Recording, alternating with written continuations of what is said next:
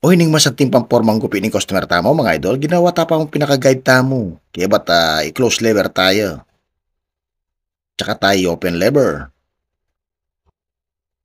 Kaya ba't gamitan tayo nga 1.5 guide? Tsaka tayo sunod ta nga number 1 guide. Kaya ba't gamitan tayo nga 0.5 guide? Tsaka tayo gamitan ner trimmer.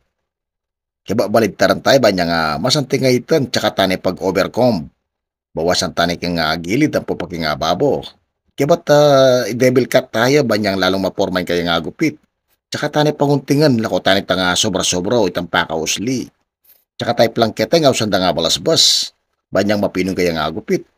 Kaya gulo naman pag-overcome tayo, kaya ba gawa tang pinaka-buy shape. Banya nga lalong mapormay kaya nga gupit. Kapag ka maka-buy shape, ay nakasanting pamporma, nakasanting lalon. Ngaus kaya nga urde, ni uning usanda nga burst fade.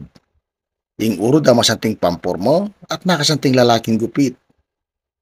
Kaya pwede ang papakyapos ni karing kayo nga pagkatiwala na barbero. Kapag tinahit tane ba niluntoy santing at porma ni kayo nga gupit kapag kamali siya pangayahit.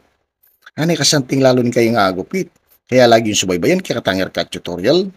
Huli nga gabalo ko. Abalo yun naman. Follow and share.